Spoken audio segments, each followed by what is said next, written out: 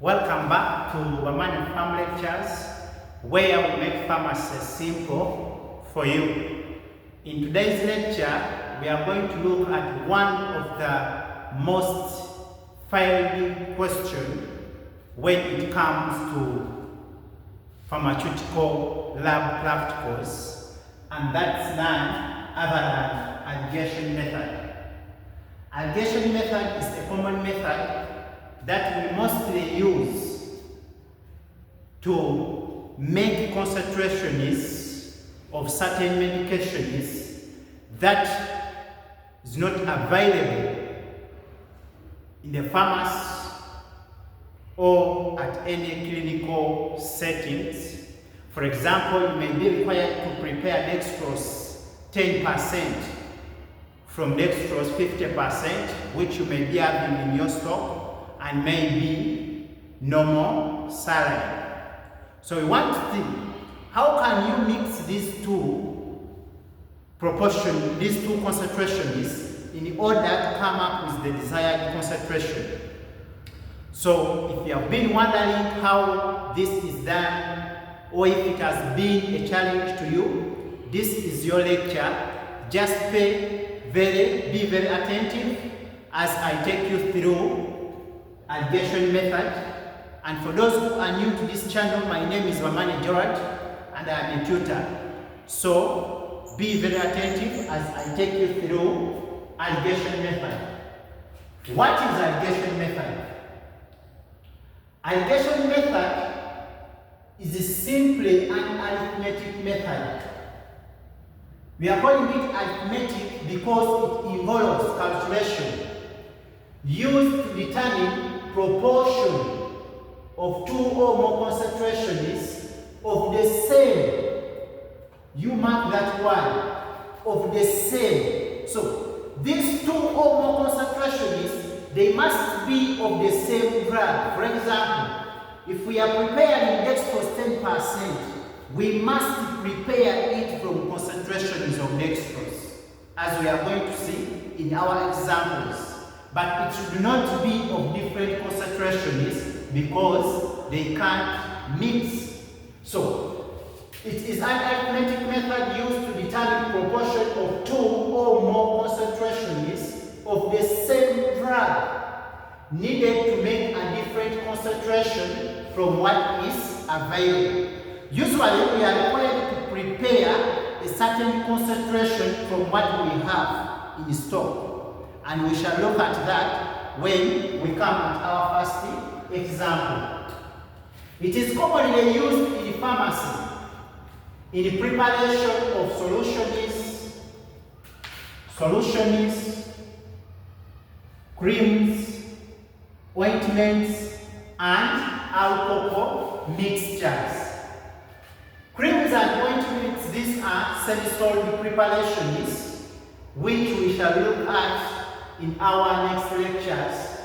So it is basically used in preparation of those four: solutions, creams, ointments, and alcohol mixtures. And one concentration is always stronger and the other is weaker than the desired concentration, as we are going to see. So we want to see what steps can we undertake in order to perform an alligation method, or to calculate for the proportions of concentrations that are required in order to come up with the required concentration. The first step, you identify HC, LC, DC, and place them at correct positions in the grid. The first thing to do when you're going to perform alligation method, you identify the high concentration, which we are calling HC, the low concentration, which we are calling LC, the desired concentration, which we are calling DC. Because actually that is the most challenging part to students, and many of them fail because of failure to identify what is the high concentration, what is the lowest concentration and what is the desired concentration. That should be our key when we are dealing with alligation method. The next step, we find the differences diagonally by subtracting. What do we mean by that? For example, when we look at our illustration here, we have two columns. We have column 1, column 2, and column 3. And meanwhile, we have 3 rows. So what happens is that the first thing we say to identify the concentrations and place them at correct positions in the grid. This is our grid. So the correct position is up. If the highest concentration is placed at the left top of the grid, the lowest concentration is placed at the bottom left of the grid, whereas the desired concentration is placed in the center of the grid. Then this side we shall have now the difference between the lower concentration and desired concentration. That is, if we get the difference between the desired concentration and low concentration, the result is regarded as the HC ratio value. The result is regarded as HC ratio value. So this will give us the HC fraction. But we shall come at this. So that is our second. You find the differences diagonally, whereby we shall subtract this from this to get for here. We shall get the difference between the highest concentration and the desired concentration, and we get a part for low concentration. The next, you have the differences vertically. The results we have obtained, for example, the part for high concentration and the part for low concentration, we can add them and we get the total number of parts. After adding these parts, it means that, for example, if here we have 1, if up we have 1 and here we have 2, it means we shall have the sum of 1 and 2 so that we get 3 as our total parts. So that means what will be the fraction for the high concentration? The fraction for the high concentration will be the HC part which we have obtained divided by the total parts.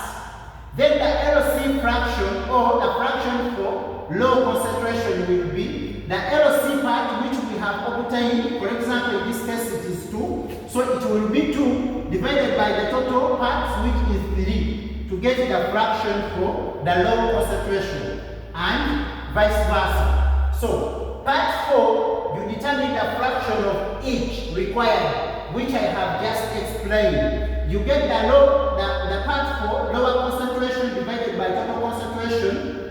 That will give us the fraction. And likewise, for fraction for high concentration, you get the part for high concentration being divided by the total number of parts. And what we shall get will be the fraction for high concentration. So, in summary, that means the highest concentration is always placed at the top left of the grid. The lowest concentration is always placed at the bottom left of the grid, then the desired concentration at the center. The last one, multiply each fraction by the total quantity, obtain how much of each concentration is required. What do we mean by this? For example, you may be required to prepare 200 meals. That means we are going to multiply each fraction by the total quantity to obtain how much of each concentration is required in order to come up with the desired concentration. So that means amount of high concentration needed will be the high concentration part divided by total part times total quantity. It will give us the portion of 200 which is required in that case. Then for amount of low concentration required will be part for low concentration obtained divided by the total of parts times the total quantity. I hope you're with me. Let's look at our first example and be very attentive as we go through it.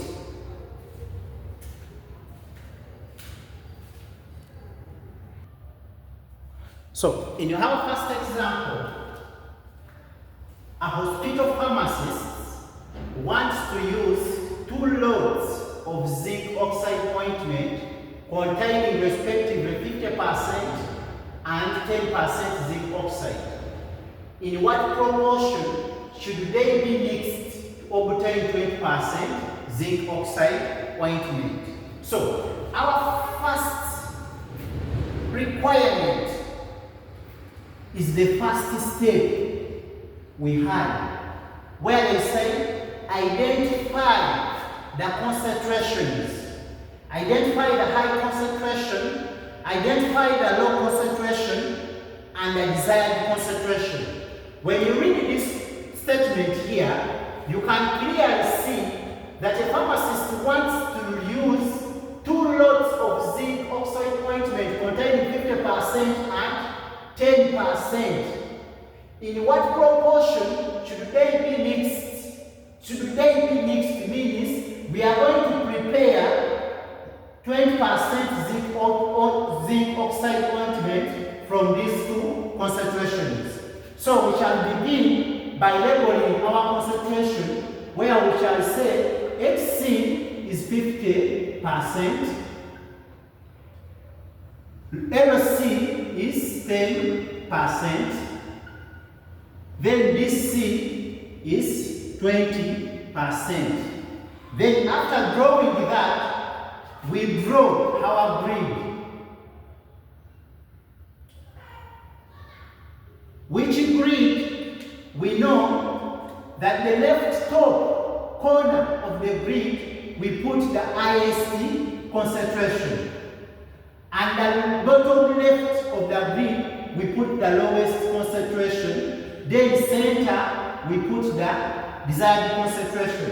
So the second step was determine the differences diagonally, meaning we are going to get parts.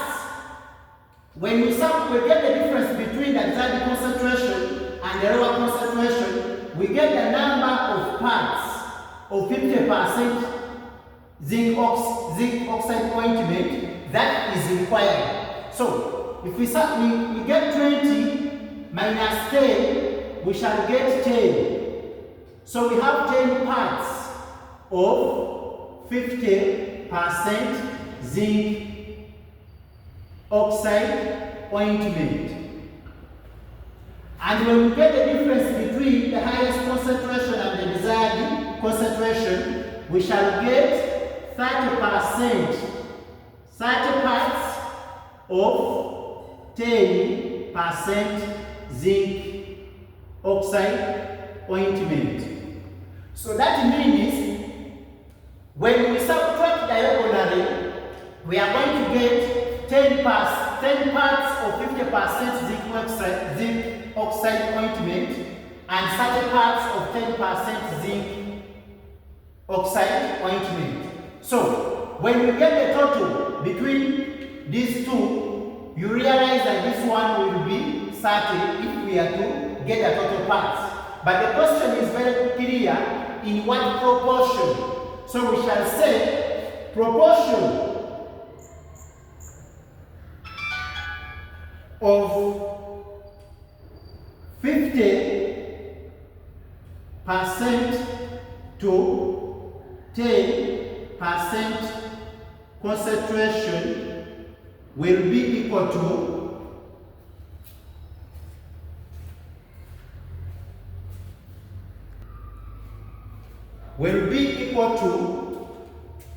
now the 10 to 30. But this can be reduced, and when we reduce it, we shall have 1 to 3. So that means, therefore, that we need, or we mix 1 part of 50% zinc oxide and 3 parts of 10% zinc oxide ointment in order to come up with 20% zinc oxide ointment. Let's look at our second example and make sure if you have not picked this one well, please don't forget to raise any concern in the comment section where you don't understand. Let's look at our second example.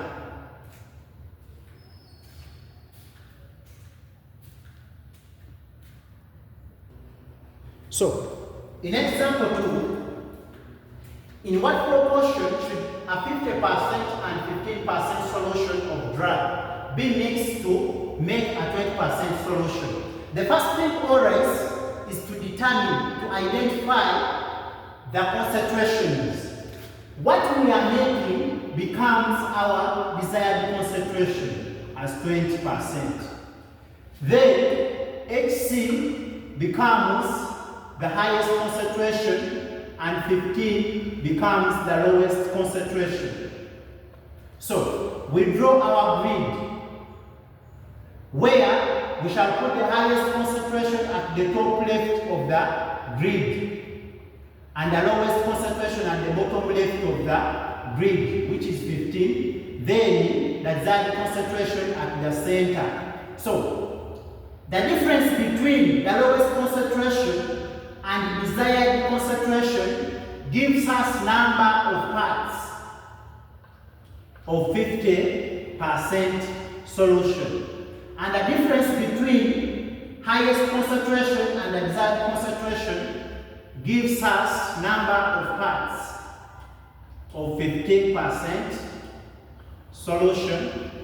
So when we subtract this, we shall have 30 parts of 15% solution, and when we subtract this, we shall have 5 parts of 50% solution.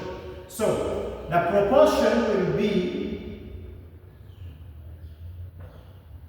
5 to 30, but this can be reduced. 5 goes into 60 into 30 6 times.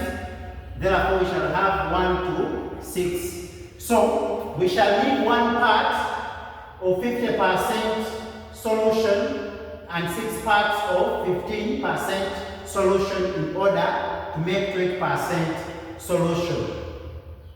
And that is how we can use alligation method. Let's look at the third example and make sure you understand. Where you don't understand, feel free to ask any question via the comment section. I'll be happy to help you so that you can excel and get that A in pharmaceutics. Let's look at the third example.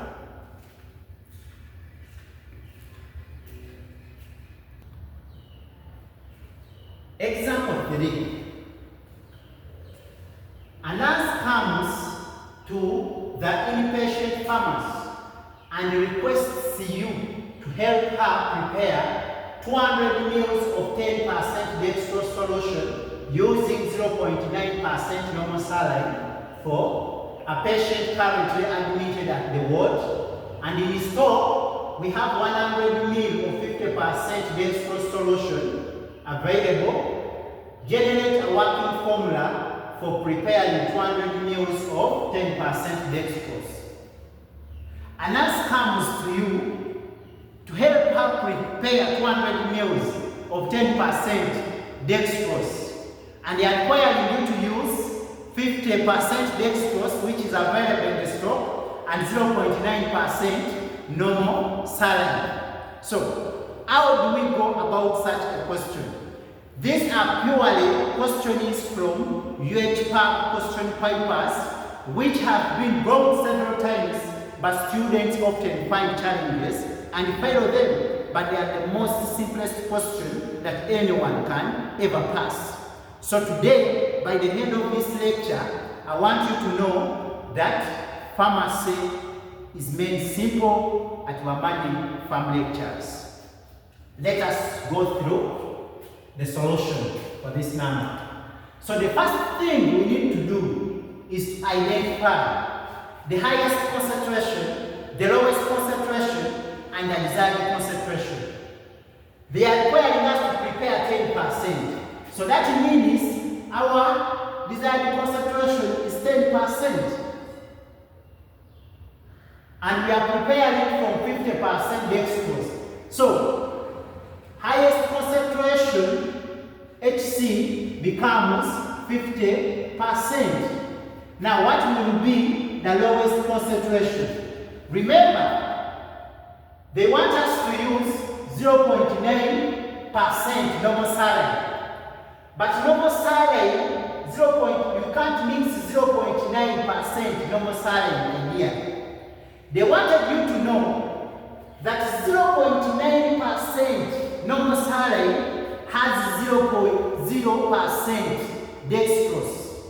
You can agree with me, when you look at the bottle of normal saline, it purely has 0.9% sodium chloride, but it does not have any concentration for dextrose. So, the lowest concentration will be 0% dextrose, because 0.9% sodium chloride or normal saline has 0 concentration of dextrose.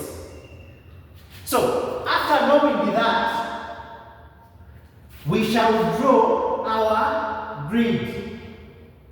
And as we say, the highest concentration is always placed at the top left of the grid. And the lowest concentration is always placed at the bottom left of the grid. And the desired is always placed at the middle.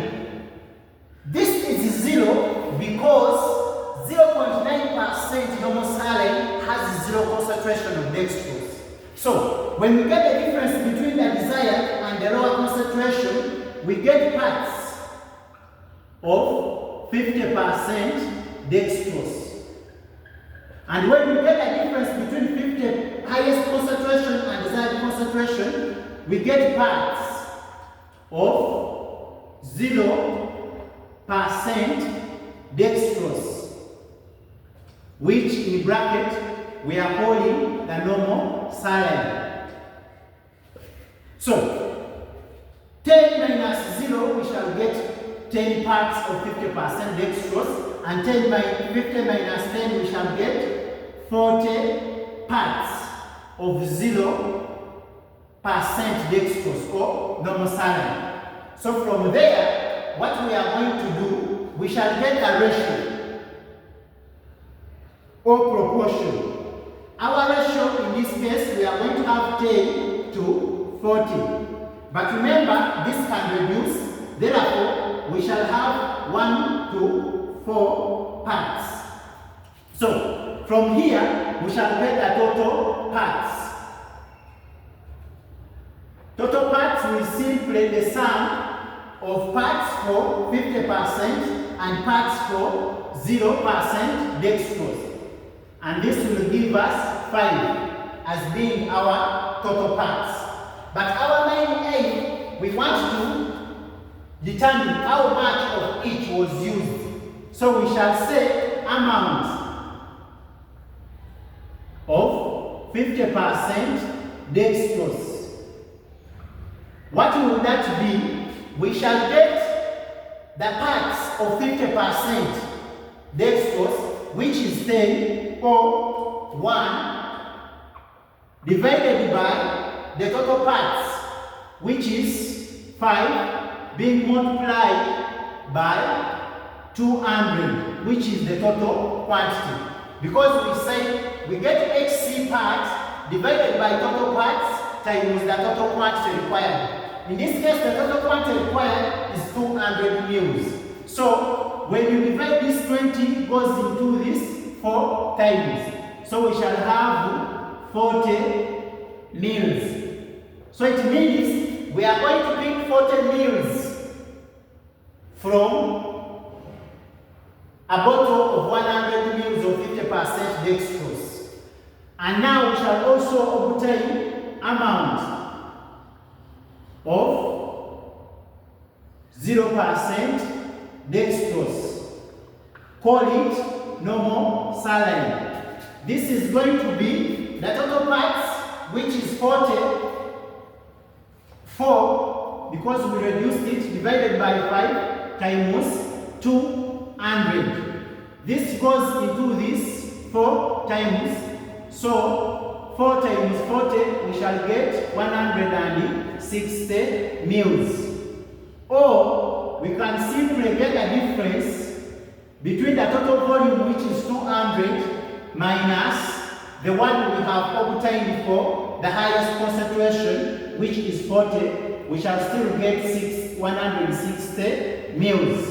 So you can see that. Now from there, that means that our working formula is going to be working formula for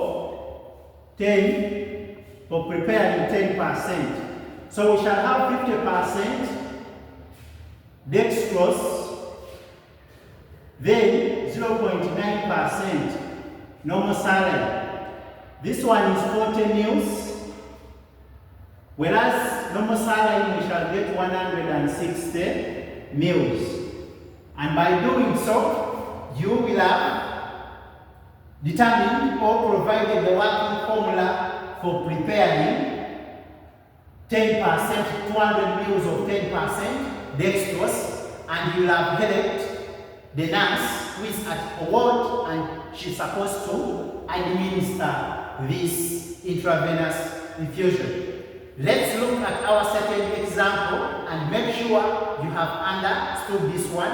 If you have any concern, feel free to raise your concern in the comment section. I'll be happy to help you so that you can understand better. Better understanding means getting an A for your pharmaceutics, lab practicals, and as well your theory. Let's look at our fourth example. And don't forget, subscribe to Bamane Pharm Lectures so that you can keep you updated with more simplified pharmacy lectures.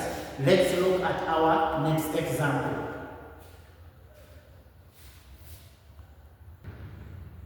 So, our fourth example is going to be how many milliliters of phenobarbital elixir containing 20 milligrams per 5 ml and 30 milligrams per 5 ml should be used in mixing 1 liter of phenobarbital elixir containing 4.8 milligrams of phenobarbital per liter. The first thing is to identify concentrations. So we are going to say our solution will be 20 milligrams per 5 ml. We know that it is the same as saying that we simplify this. This will be the same as someone who has said we reduce.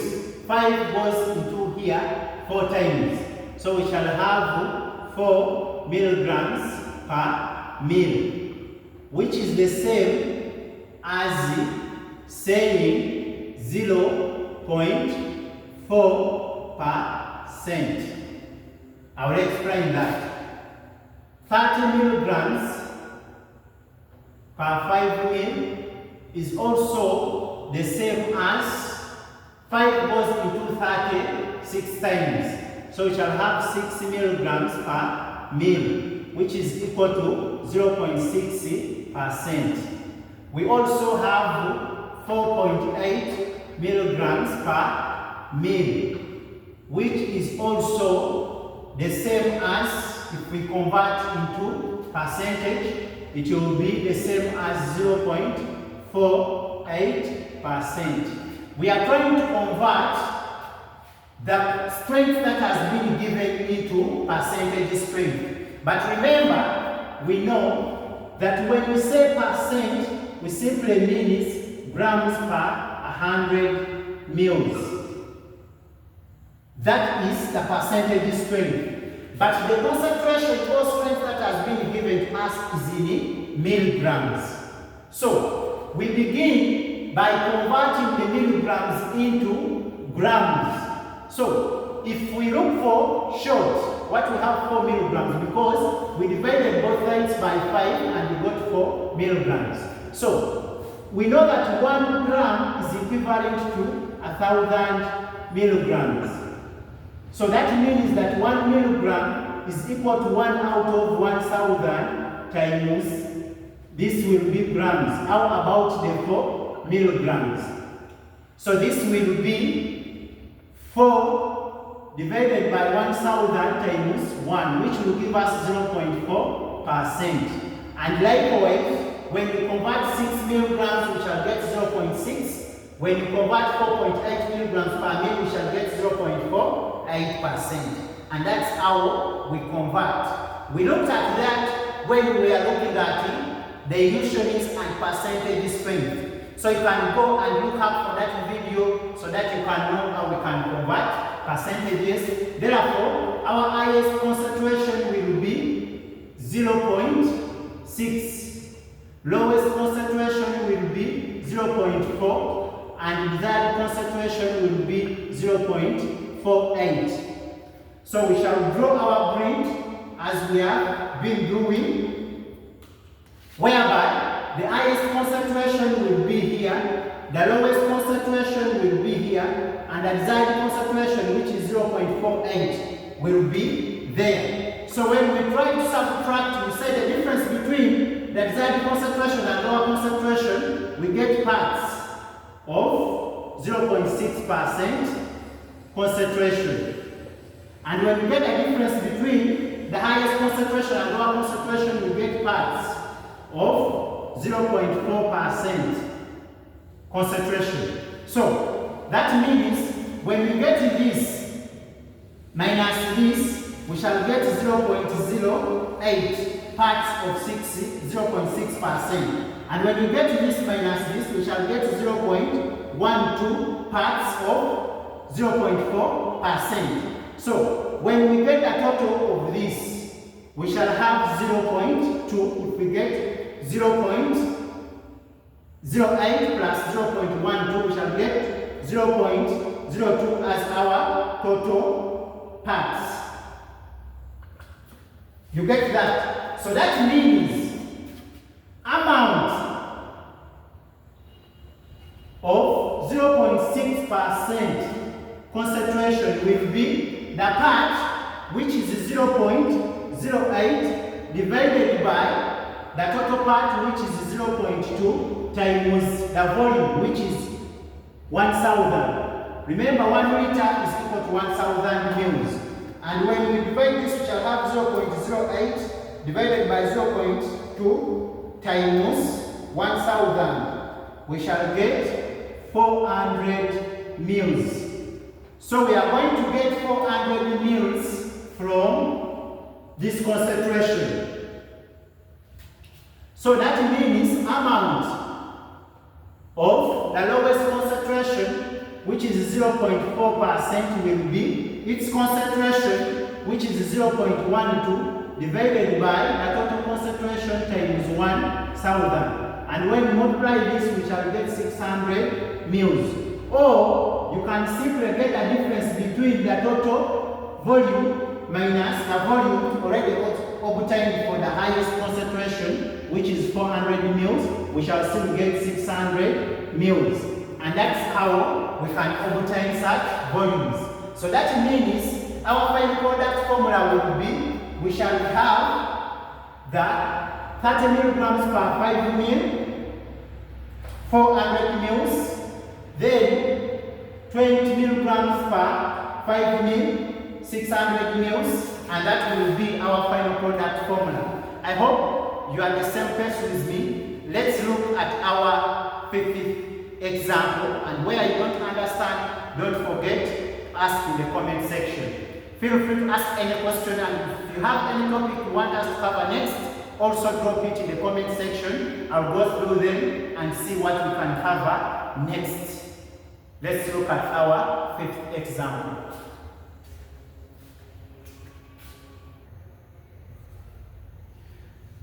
our fifth example.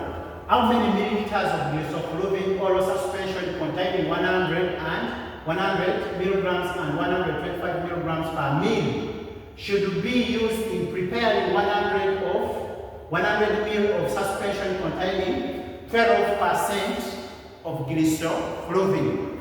This is your assignment. Pause this video now and calculate it out and drop your answer in the comment section. I will be happy to tell you whether you got it right or not so that I can help you get it better. Please, if you find this video useful, like, turn on your notification button so that we can keep updating you with more simplified videos that are being uploaded. And also, don't forget to share the channel with your colleagues, classmates, and all students of pharmacy across the globe who may also need this knowledge so that they can excel in their laboratory, pharmaceutical practicals, and theory as well. And also, don't forget to subscribe to our channel so that we can make it grow and also keep you more updated with more simplified pharmacy lectures. And please, if you have any question or any topic you would like us to cover next, feel free to drop it in the comment section. I will be right there to help you out and see you excel in your pharmaceutical practicals and theory. This is Bamane Pharm Lectures. Don't miss out. In our next lecture, we shall be covering a more critical topic. So turn on your notification button for more updates. See you in the next lecture. Thank you for watching. Remember, at Bamane Pharm Lectures, we make pharmacy simple.